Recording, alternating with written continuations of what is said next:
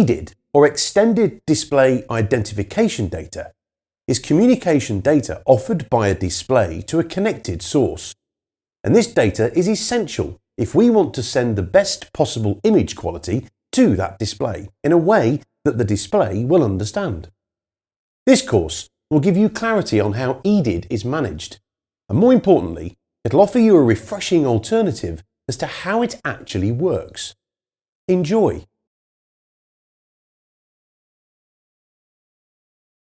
Hi, I'm Matt. I've got a PhD in astronomy and I love talking about quantum physics. But I don't mind talking about simpler things too, like why the Earth is round. I speak fluent Chinese, but I'm not very good at cooking, I'm afraid. I've written all this down for you and I hope we can spend some more time together soon.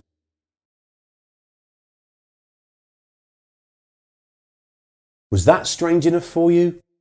Tell you what, let's see how this plays out with a display and a source. Let's begin with the display. Each display has its own Edid data and it looks like this. There you go, Edid done. Okay, let's do some translating.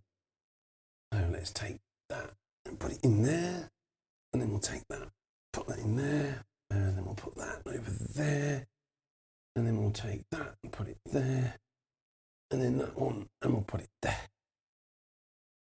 There we go. That's a little easier to understand. The Edid of the display is essentially a list of the display's preferred and possible capabilities.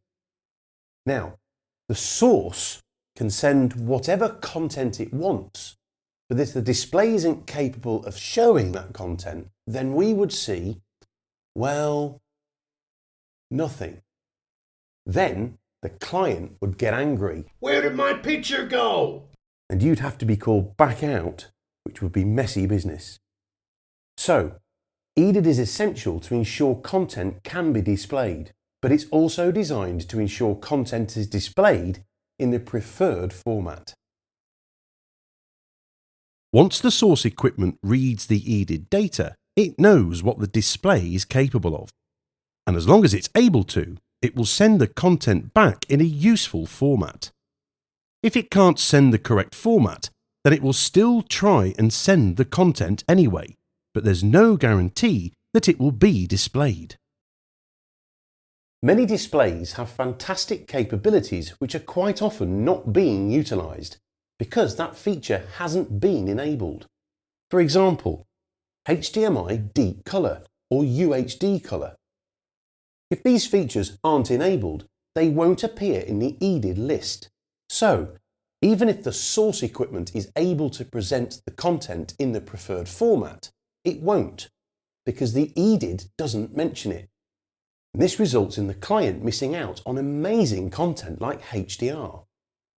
Imagine connecting your brand new gaming console to your new 4K TV. When you're asked to choose your resolution, the 4K option you expect to see doesn't show up. Ensuring that features like this are enabled when the source equipment is capable of sending them is very good practice. Adding more equipment between the display and the source can have an impact on Edid.